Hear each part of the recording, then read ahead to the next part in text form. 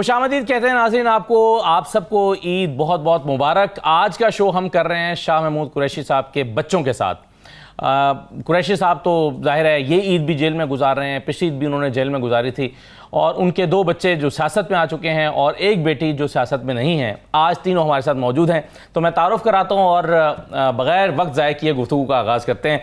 तो मेहरबानो कुरैशी साहब हमारे साथ तशरीफ़ रखती हैं, बहुत शुक्रिया, आपको ईद मुबारक। ज़ैन कुरैशी साहब हमारे साथ मौजूद हैं, ज़ैन साहब आपको भी ईद मुबारक। और गौहर बानो कुरैशी हमारे साथ मौजूद हैं। आपकी मीडिया पर पहली अपीयरेंस है ये? इस तरह से अडियाला के बाहर तो सब पाए, अडियाला के बाहर अदालत में तो बल्कि सबसे पहली माशाल्लाह अडियाला से ही शुरू हुई थी। पीछे नाला था, भैंसें चल रही थी और हमारी रिकॉर्डिंग हो रही थी। तो ये बताइए कि आप ही से मैं शुरू कर लेता हूँ, ये बताइए कि बाबा के साथ ईद मनाने और बाबा के बगैर ईद मनाने में क्या फ़र्क है? वो जेल में है इस ईद पे भी, पिछली ईद में भी।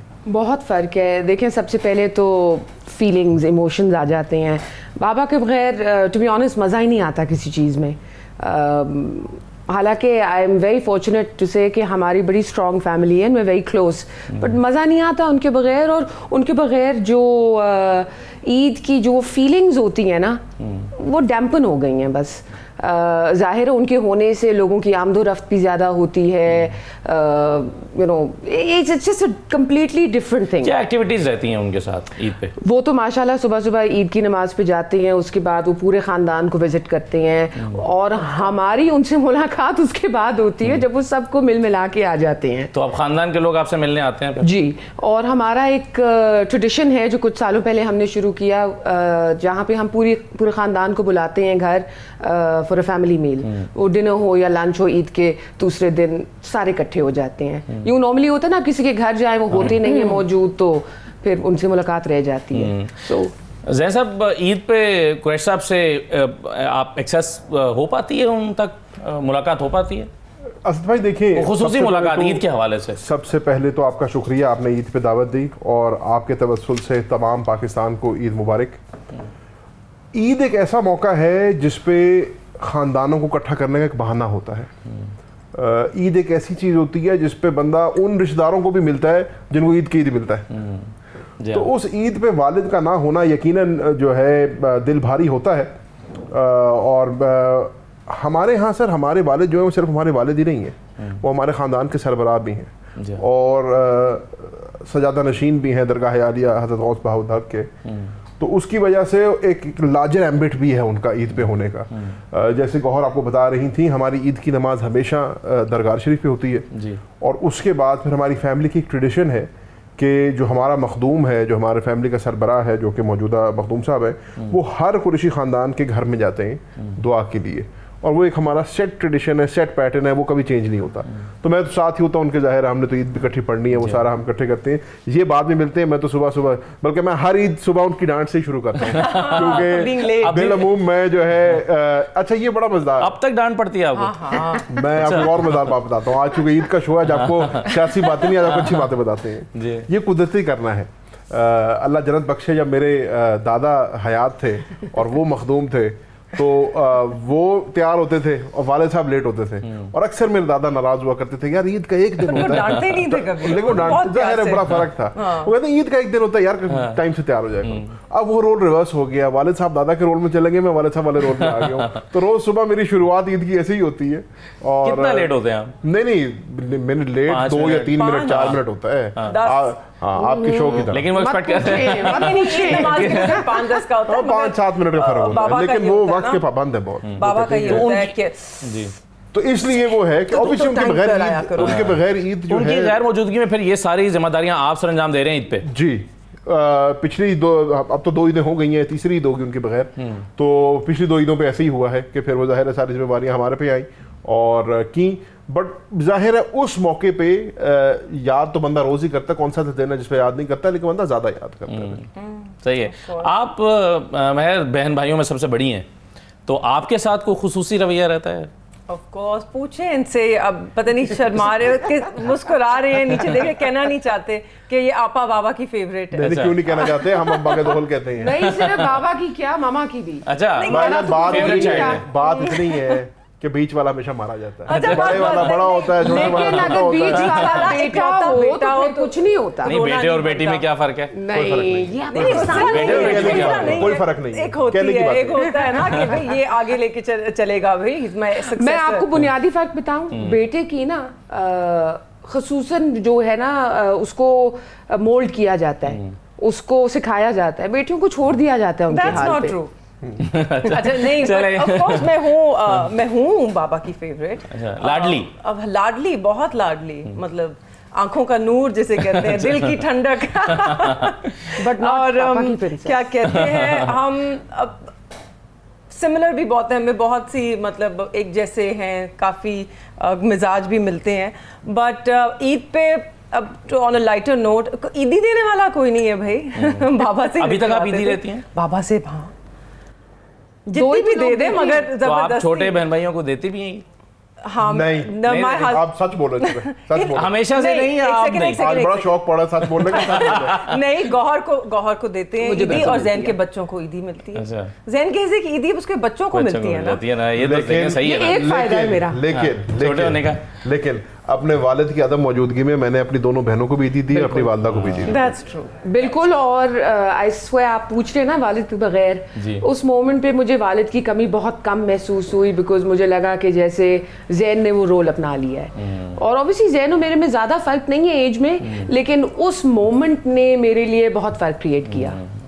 हम तो वो भाई फिर जो है वो बड़े भाई वो जिम्मेदारी ले लेते हैं, बिल्कुल।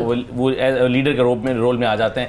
ये बताइए कि आपने सियासत में आने का सोचा था, ये एक प्लान्ड आपका डिसीजन है? नहीं, बिल्कुल भी नहीं। वो कहते हैं ना एक्सीडेंटल पॉलिटिशियन, मगर शौक था मुझे, एक दिलचस्पी थी, मैं बहुत दफ़ा कह चुकी हूँ, मैंने एकेडमिक दिलचस्पी थी, पढ़ा भी था। एक दफ़ा जब मैं बच्ची थी, आई थिंक 11 या 12 साल की, तो मैंने बड़े ख़ानदान में कहा था कि वो मैं बड़े होके ना मैं सियासत में जाऊँगी, तो सब हंसने लग गए थे कि उन्होंने कहा कि हमारे ख़ानदान में तो ख़वातीन नहीं जाती सियासत में, तो क्या सोच रही हो, ऐसे तो कभी भी नहीं होएगा। तो फिर मैं चुप कर गई, जैसे बड़े हुए रियलाइज़ किया कि हाँ ये तो मुमकिन ही नहीं है। और फिर जब इनफैक्ट मुझे जैन का ही फ़ोन आया था एक दिन, यही बाई इलेक्शन एकदम कॉल हो गया। इनके लिए बड़ी मुश्किल थी, इनको कोई एक मुत्तफिक का कैंडिडेट नहीं मिल रहा था कि जिस पे सब राजी हों। तो फिर इन्होंने मेरी सीट पे, जो सीट मैंने खाली की आपने थी, खाली की। तो फिर इन्होंने फैसला किया और कहा भी गया कि जी आप ख़ानदान से किसी को अपने घर से ही करें। और उनकी तजवीज़ तब थी कि जैन अपनी अहलिया को या मेरी वालदा को खड़ा किया जाए। तो उस पर बाबा का और जैन का फिर यही राय थी कि अगर घर से ही होना है तो फिर हम महर को करते हैं, बिकॉज वो सियासी कीड़ा तो है उसमें, वो शी थिंक्स पॉलिटिकली। तो इन्होंने मुझे फ़ोन किया, मुझे जैन कहता है कि आपा किधर हो, मतलब कब आ रही हो? मैं मुल्क से बाहर गई हुई थी क्योंकि मेरी बेटी बोर्डिंग स्कूल में पढ़ती है, उसको लेने गए हुए थे। तो मैंने कहा मैं 2 दिन में आ रही हूँ। तो कहते हैं हाँ, तो get ready, you have to contest an election and you have 4 फैसला करके बताया गया। हाँ, you have 4 days, please get your papers, अपने तरीका ही कागजात है जो है, अपने कागजात तैयार करें। मैं वापस आई, मेरे पास 2 दिन थे, टैक्सेस, पेपर्स, फॉर्म सब इकट्ठे किए और पहुंच गए मुल्तान। ना सवाल पूछा ना।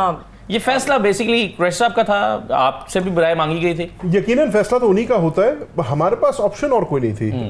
जैसे ही इन्होंने दुरुस्त फरमाया कि ऑप्शंस या मेरी वालदा की थी या मेरी अहलिया की थी या इनकी थी। वालदा मेरी का मिजाज भी नहीं है, उनकी तबीयत भी इजाज़त नहीं देती थी। और ये मुश्किल इलेक्शन था, ये आसान इलेक्शन था, भाग दौड़ वाला इलेक्शन था और टफ इलेक्शन था ये। तो इलेक्शन लड़ रहे थे आई गेस। हाँ, सब इकट्ठे पीडीएम के खिलाफ इलेक्शन था ना, जॉइंट कैंडिडेट थे, उन्होंने मुस्लिम लीग नून ने कैंडिडेट अपना विड्रॉ कर दिया था उनके हक में।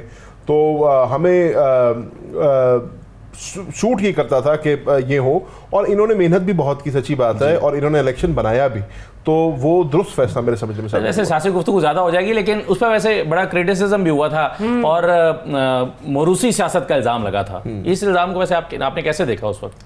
दुरुस्त था? चैनल 92 का मोरूसियत पे जो मौक़िफ़ है वो तो नज़र आ रहा है टीवी स्क्रीनों पे अभी। तो दूसरी बात ये है, देखिए मेरा एक ज़ाती मौक़िफ़ है इसके ऊपर। मेरा ज़ाती मौक़िफ़ ये है कि अगर डॉक्टर का बेटा डॉक्टर बन सकता है, वकील का बेटा वकील बन सकता है, तो सियासतदान के बच्चे को भी सियासत में आने से कोई कदगन नहीं होनी चाहिए। डायरेक्ट आप पार्टी का तो मैं चेयरमैन बना दें या ये आप Exactly. उस बात पेरेंट्स में मैं आ रहा था। मारूसियत वहाँ आ जाती है कि मेरा वालिद कहे कि जी मैं बीमार होकर बाहर चला गया और मैंने आके पार्टी संभाल ली, या मेरी वालदा का खुदा न खास्ता इंतकाल हो जाए और मुझे तोहफे में पार्टी मिल जाए, वो मसला है। लेकिन एक बंदा अगर अपने आप को अवाम की कचहरी में पेश कर रहा है, दरखास्त दे रहा है, इलेक्शन लड़ रहा है और फिर इलेक्शन लड़ के वोट लेके अवाम की तायद से आ रहा है, उसको मारूसियत नहीं कह सकते, क्योंकि ये तो पाकिस्तान का आइन और कानून हर इंसान को ये इजाज़त देता है, हक देता है इलेक्शन लड़ने का। तो मैंने अपने आप को अवाम के आगे पेश किया है, अगर अवाम ने मुझे मुंतखब करके अवाम में भेजा है तो उसमें मारूसियत किधर है? सही है। अच्छा, वैसे मैं इलेक्शन शो के कवर करता हूं और आपको याद होगा कि आपके हल्के में भी सलमान नईम साहब के मुकाबले में जो आपने बाई इलेक्शन लड़ा था, मैं आया था आपको कवर करने के लिए।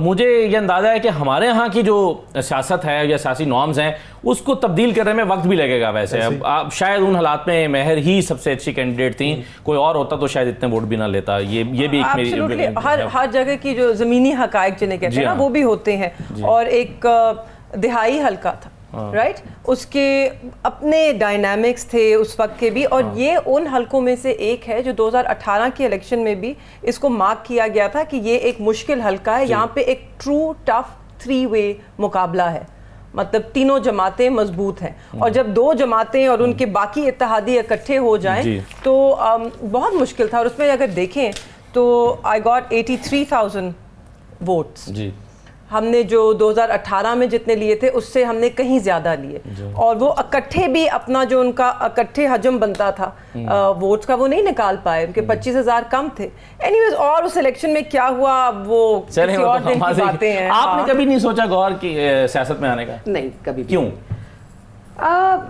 देखिए, अगर आप बहुत ही ऑनेस्टली पूछें तो मुझे ये लगता था कि सियासत ने ना हमारे वालिद को हमसे दूर कर दिया है जब मैं छोटी होती थी, तो मुझे फिर लगता था कि क्या फ़ायदा है इसी चीज़ का।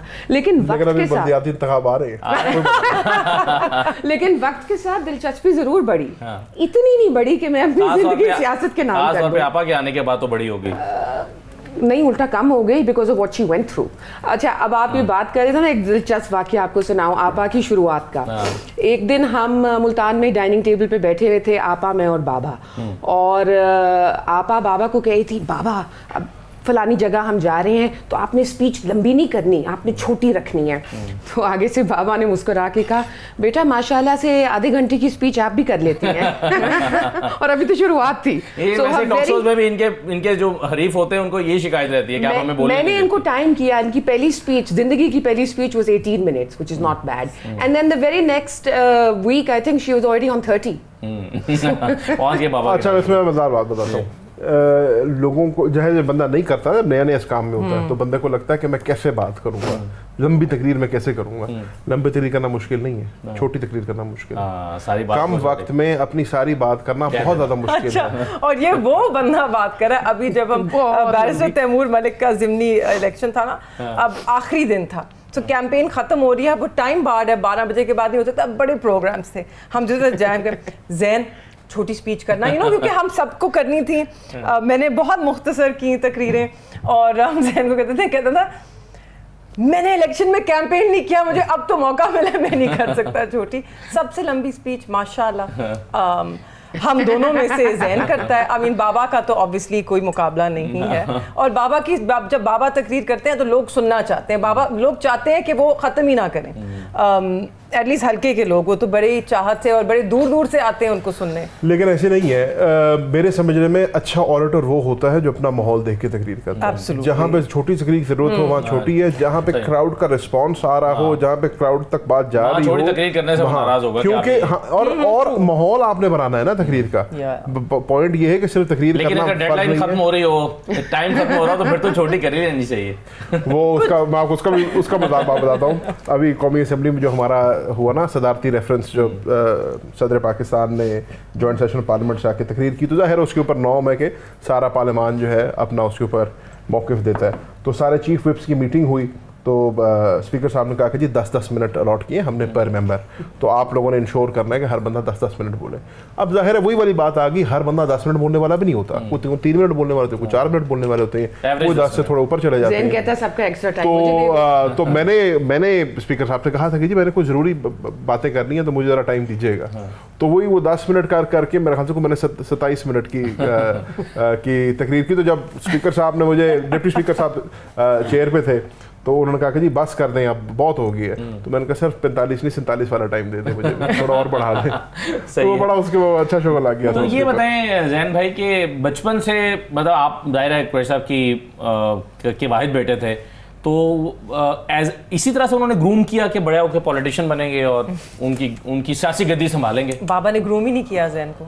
मेरी वैसे जो या कोशिश की और होने पाई? नहीं, दादा ने किया। मेरी जो इब्तदाई ग्रूमिंग है ना सारी, वो मेरे दादा से हुई है, और मैंने अपना सारा बचपन अपने दादा के साथ गुजारा, और मेरे ख्याल से अच्छी फाउंडेशन भी वहीं से मतलब पड़ी थी, तो मतलब आगे काम अब चल रहा है।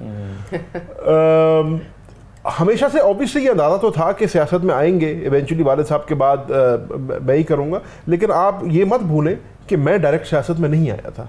मैंने 2008 के अंदर अपने वालिद का जो इलेक्शन है उसका चीफ इलेक्शन एजेंट था मैं। तो 8 का मेरे वालिद ने 2008 में 2 इलेक्शन लड़े थे, एक कौमी का एक सूबाई का, एक खानेवाल में एक मुल्तान में। तो खानेवाल वाली कैंपेन उन्होंने की थी, मुल्तान वाली मैंने की थी। 8 का उनका पूरा इलेक्शन मैंने लड़ा था, 13 का उनका पूरा इलेक्शन मैंने लड़ा था, 15 का जो हमारा बल्दियात था वो मैंने सारा लड़ा था। तो मैंने 10 साल हल्के में लगाने के बाद 8 से 18 तक, फिर 18 में जाके मैंने अपना पहला इलेक्शन लड़ा था।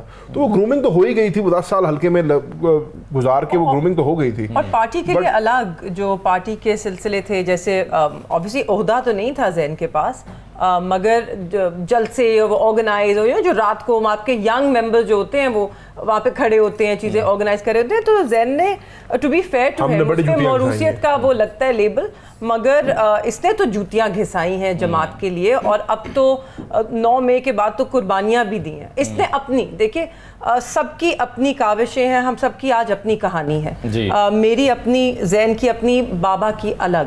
तो मुझे उम्मीद है कि लोग अब हमें हमारे अपने मेरिट्स पे देखेंगे। सिर्फ हमें मुझे फ़ख्र है कि लोग कहते हैं कि ये शाह महमूद कुरैशी की बेटी है और ये मेरी पहचान है, मगर मुझे उम्मीद ये भी है कि people will see beyond that. उससे आगे मुझे देखेंगे कि महर बानो कुरैशी, पाकिस्तान तहरीक इंसाफ की एक नौजवान सियासतदान, वो उसकी सियासत क्या है। सही। मुझे ये बताइए महर बानो साहिबा के सभी बहन भाई आपस में बचपन में लड़ाई झगड़े भी करते हैं बहुत।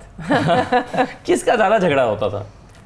ये ज़ैन और गौहर जो है ये उम्र में कम फासला है, बहुत कम है। मतलब एक जमात का था तो इनके दोस्त भी अक्सर एक तो बहुत लड़ते थे। अच्छा, मगर इसके अंदर क्योंकि मैं बड़ी बहन थी तो मैं आके अपने आप को इस लड़ाई में इंसर्ट करती थी, इनकी लड़ाई खत्म करने, और फिर दोनों मेरे से उलझ पड़ते। ये इकट्ठे हो जाते थे और लड़ाई मेरे का हिस्सा बन जाती थी। मगर ज़ैन और मैं बचपन में जब हम बहुत छोटे, हमारी बड़ी लड़ाई हुई, मतलब बाल नोचने वाली, चक्कियां मारने। हाँ, ज़ैन ने एक दफा ना इधर बाजू पे मुझे चक्की मारी थी और बोटी नोच ली थी। आज तक उसका निशान है ये, और ये आपको बताएगा कि ये मेरे चेहरे पे ये निशान देखें, ये आपा ने सारे मतलब मेरा मुंह नोचा हुआ है। तो जितना हम एक दूसरे से प्यार करते हैं उतना ही लड़ते भी थे। अच्छा, नहीं थे। आप अपनी सफाई में कुछ कहना चाहेंगे? नहीं थे, नहीं अभी लड़ते हैं, लेकिन अब चक्कियां नहीं काटते। मैं तो इस वास्ते चुप हूँ कि तमाशा तुम समझ बैठे गिला तुमसे कुछ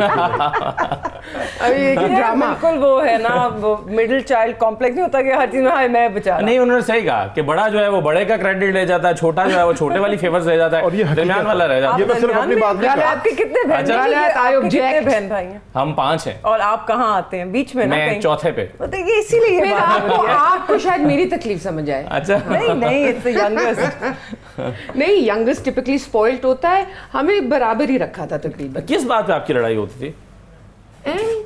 मतलब कि हाँ वो बच्चों की जैसे हो जाती है बिला वजह छोटी छोटी बातों पे। कोई काम की तो आपस चीज़ में बंदा खेलता कूदता मैं रहता आपको तो एक हो दो जाता। वाक्य जरूर बता हाँ, सकती हूँ। बताएं। हम खेलते थे क्रिकेट आपस में। अच्छा। एक किन जगहों पे पड़ गई ये? एक होती थी जैन की टीम, एक होती थी मेरी टीम। हाँ। सारे बेस्ट प्लेयर जैन ले लेता था, मुझे जो रिफ रैफ बच जाता रेलो कट्टे। था। अगर हम ये फिर भी गलत जीत बात, जाते सिरे थे से ही ना- गलत है। अच्छा चलो ठीक है, अभी मेरे पास प्रूफ नहीं है। हम तो न्यूट्रल पायर वाली पार्टी है, हम ये काम नहीं हाँ, करते। मुझे पता है कितना न्यूट्रल।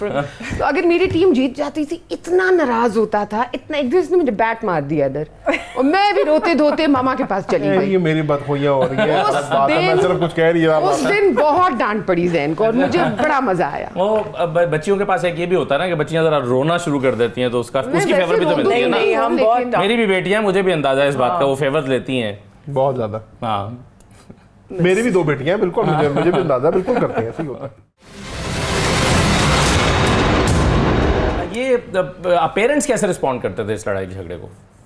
बाबा मम्मा? बाबा तो हल्के में होते थे। अच्छा या बाबा से उन्हें रात भी को होते पता नहीं, चलता? अगर बाबा ने कभी उनके- ज्यादा कोई जख्मी हो जाए तो फिर पता चलता नहीं, होगा। उनके आगे अगर लड़ाई होती थी he would just not stand for it कि बस खत्म करो, कोई जरूरत नहीं है। मतलब कोई ज्यादा अहमियत हाँ। नहीं देते थे इसको। मामा कोशिश करती हैं कि कोई रिजॉल्व हो जाए। प्लीज मामा से जूतियां पड़ती थी हम। अच्छा। We were brought up very strictly, Yeah. ठीक है। और मामा का बड़ा रोब था और है आज भी। उस दिन अदालत में रहेगा। भी वो बाकियों ने भी रोब देख लिया था, वो एसी के बेंच AC के भी, हाँ। You know. आपने तो मैंने देखा था। Exactly. उन्होंने वो उठ कर आई अपनी शेयर से और उन्होंने वहां जाकर उसको डांट पिलाने का, अगर आपने अपनी साइड पे किया तो बाकी लोग यहाँ क्यों बैठेंगे? मैंने उनको कहा, मैंने कहा बेवकूफ हो, अगर तुम्हें लगता है तुम्हें ये काला कोट बचाएगा, यहाँ पे काला कोट भी काम नहीं है। बाद आ जाओ। Exactly. तो नहीं मामा का बड़ा रोब था और मामा सुथरी क्लास लेती हैं और देख के हंसेंगी वो ये। उन्होंने मेरी शिकायतें आप जो है ना वो टीवी पे शो भी। में टीवी पे भी कर रहे हैं। इसलिए मैंने नहीं की। आप समझदार हैं ना? अच्छा ये बताइए कि आपने क्या तालीम हासिल की और फिर जो है वो आप क्या करती रही इससे पहले? मीडिया में भी सुना रही हैं? मैंने बैचलर्स किया पॉलिटिकल साइंस और सोशियोलॉजी में यूनिवर्सिटी ऑफ ससेक्स से। उसके बाद मैं वापस आई। मैंने पहले एक साल एक NGO है शिरकत गाह के नाम से, the work on women's empowerment, तो उनका एक रिसर्च प्रोजेक्ट था, उस पर काम किया।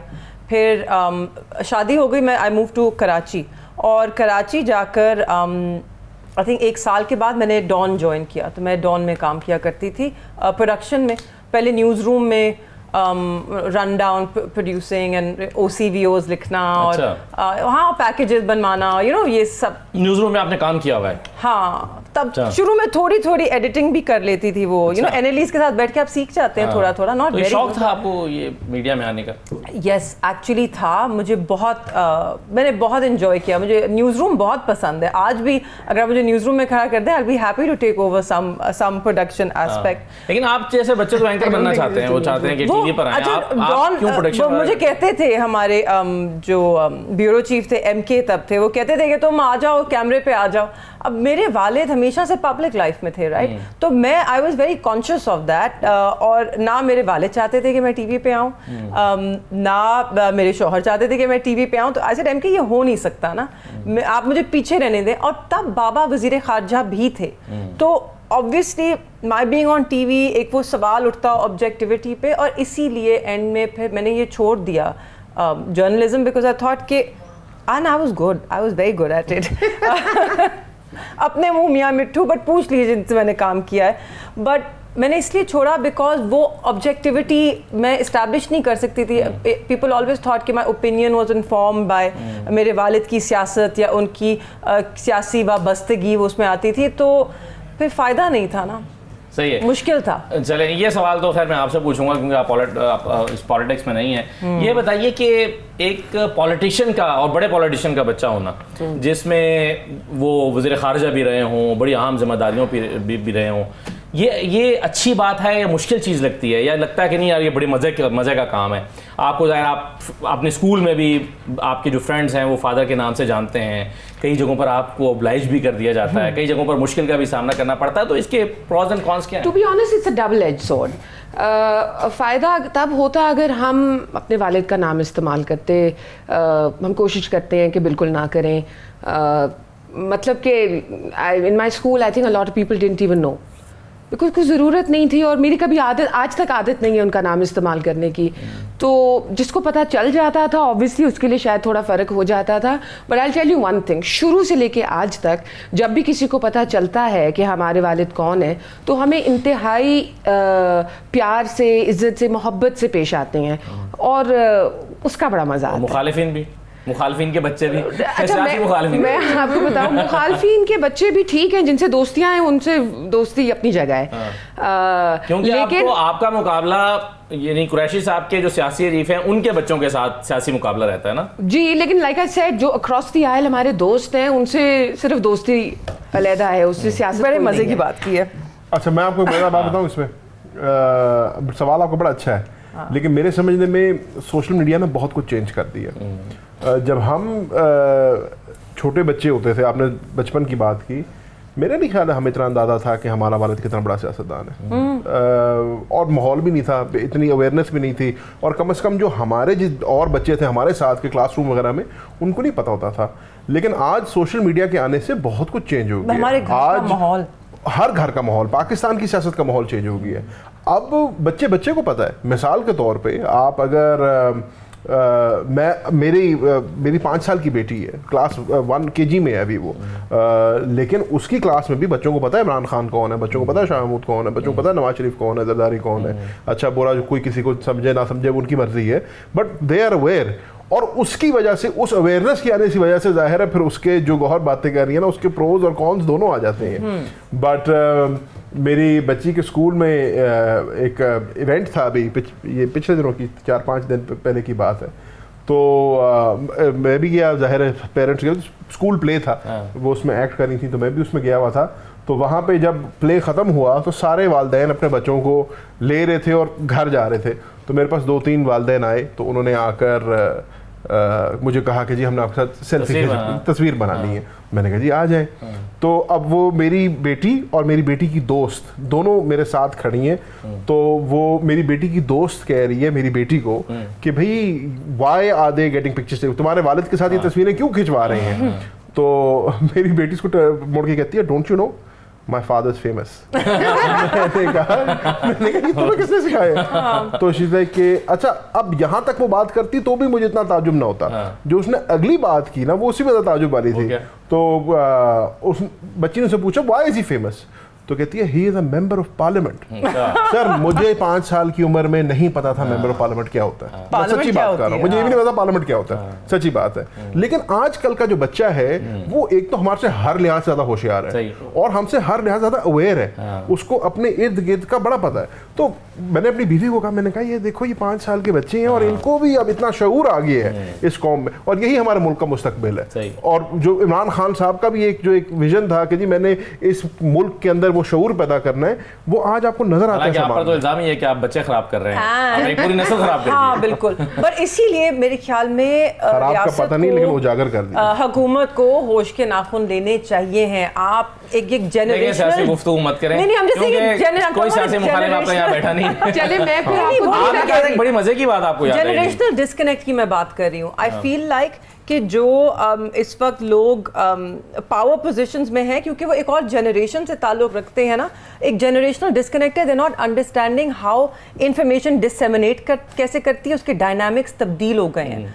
आप एक सोच को बंद नहीं कर सकते, आप ख़बरों को, हक़ाइक़ को कंट्रोल करके नहीं बदल सकते। सो आई थिंक इट जस्ट ठीक है, ईद की बात नहीं है ये, बच्चा ने मैंने क्या। चले ये बताएं कि जो स्कूल की बात चलती, कभी ऐसा हुआ कि आपके स्कूल की किसी तकरीब में आप ही के बाबा मेहमान खुसूसी बन के आ गए? मेरे साथ हुआ है, मैंने उनसे अवार्ड लिया हुआ है। अच्छा हाँ। नहीं चलो मेरे साथ तो 2 दफा हुआ है। मैंने स्कूल के एक तकरीब में उनसे मैथ्स का अवार्ड लिया हुआ है। अच्छा। लेकिन जब मैं इंग्लैंड से पढ़ के कि चले जी वालिद साहब आ रहे हैं, हम लाइक बच्चे थे। मोर इम्पोर्टेंटली जब मैं इंग्लैंड से पढ़ के वापस आया तो मेरे वालिद ने मुझे कहा कि आपने एक लोकल बीए करना है, क्योंकि तब आपको याद है बीए की शर्त वाला मसला था और इक्विवेलेंस करानी पड़ती थी, और वो कभी कभार हमारा जो EGC है वो मानता ही नहीं था, अच्छी यूनिवर्सिटियों की डिग्री नहीं मानते थे। तो मेरे वालिद ने कहा उन्होंने कहा कि बाबा की केम्ब्रिज की भी नहीं मानी थी। तो मैंने बहाउद्दीन ज़फर यूनिवर्सिटी से बीए किया लोकल बीए किया।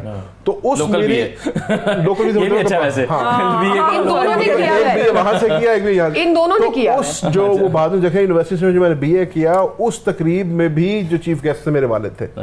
तो मैंने अपनी डिग्री भी अपने वालिद के हाथ से ली। जेन्युइन ली थी ना, खुद paper genuine sir, first division वाली जेन्युइन। अब फिर आप कहते हैं सियासी जी, मुखालफिन first की division। बात ना करें तो फिर यहीं छोड़ मैं अगले देते हैं। शो और में भी लोग थे अगले इनके शो में साथ। आपको लाके डिग्री भी दिखा दूंगा। हाँ, मैंने पंजाब यूनिवर्सिटी से किया था। स्विट्जरलैंड गई थी अपने अंडरग्रेड के लिए, तो बस फिर करके आई। छोटी थी ना, छोटी थी। नहीं, मुझे एक साल लगा था कन्विंस करने को के लिए बाबा को। वो शुरू में बिल्कुल कन्विंस नहीं होते थे क्यों? कि ये क्या डिग्री है। आई मीन हॉस्पिटैलिटी, टूरिज्म, इन चीज़ों का कहाँ यहाँ पे रुझान है किसी का उस तरफ। और आपको क्यों दिलचस्पी थी इसमें? मुझे बस कुकिंग, असल में मुझे culinary स्कूल जाना था। तो मैंने जब वालिद से बात की और मैंने देखा कि how much it cost per year, so I thought वो कहेंगे कि तुम खानसामा बनने के लिए इतने पैसे खर्च होगी। तो फिर हमने सोचा, and my sister help me here, कि इसको मतलब किस तरह हैंडल किया जाए। ओरिजिनली मैंने मेडिसिन करनी थी, मैंने ना की। तो फिर अब क्या करें भाई, मेडिसिन से मोहब्बत थी, अब नहीं समझ आ रही थी, तो फिर culinary की तरफ। Then my sister help me and वो हॉस्पिटैलिटी की तरफ हम चले गए। मैंने फिर इसको आहिस्ता-आहिस्ता- तजवीज़ दी थी। मैंने कहा कि सब रास्ते सीधे नहीं होते ना, थोड़ा साइड से जाना पड़ता है। मैंने कहा तुम बस जिंदगी change हो गई। करने जाओ, और वो बाबा, it's a management degree, Yeah. It's business degree, तो वो बाबा तुम्हें भेज देंगे। तो बट साल लगा। लेकिन आपने कन्विंस कर लिया। कर लिया। चलिए एक छोटा सा ब्रेक लेते हैं जी, ब्रेक के बाद वापस आते हैं।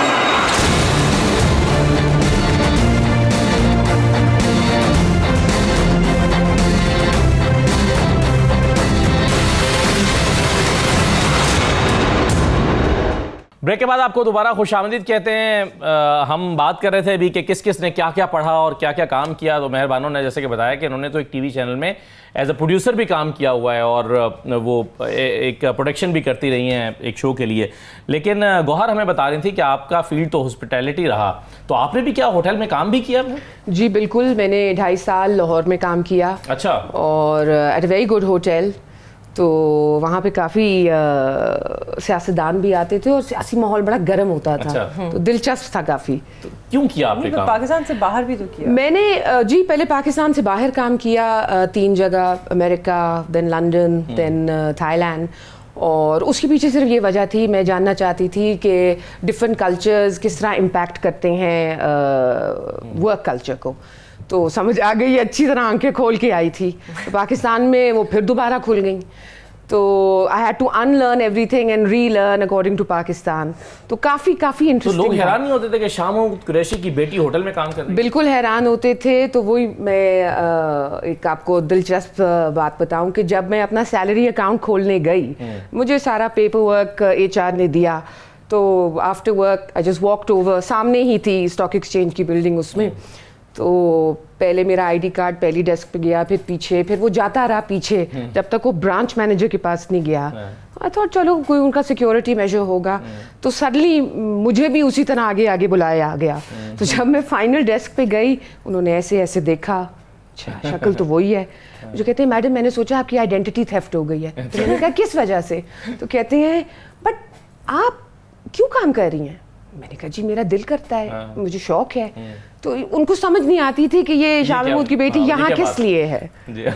मुझे बड़ा फनी लगता था। आपने कोई काम नहीं किया जिंदगी में? किया है। अच्छा। मैं 4 साल बैंक में नौकरी की है। अच्छा। हाँ, मैंने हमारे वालिद साहब का हमेशा ये मानना था कि आप ये काम तो हमेशा करेंगे, लेकिन अगर आप वाकई ही, और मुझे वो कहा करते थे, स्पेशली मुझे वो कहते थे कि तुम्हारे लिए बहुत ज़रूरी है एक ऐसी ऑर्गेनाइजेशन में काम करना जहाँ 4 बंदे तुम्हारे ऊपर हो जिनको तुम्हें रिपोर्ट करना, और 4 बंदे तुम्हारे नीचे हो जो तुम्हें रिपोर्ट करते हो, ताकि तुम्हें इसकी एक्चुअल वैल्यू पता चले। काम टाइम से काम पे जाना, मेरे वाले साहब का बड़ा इसमें जोर होता था। हाँ, कि रोज सुबह उठो, शेव करो, टाइम से काम पे जाओ, मेहनत करो, अगलों को तुम किसी को जवाब दो और कोई तुम्हें जवाब दे, हो बड़ा जरूरी है। तो जब मैं पढ़ के वापस आया था, मैंने 4 साल बैंक में नौकरी की थी। तो जो गौहर कहानी सुना रही है मेरी बड़ी मज़ेदार कहानी है।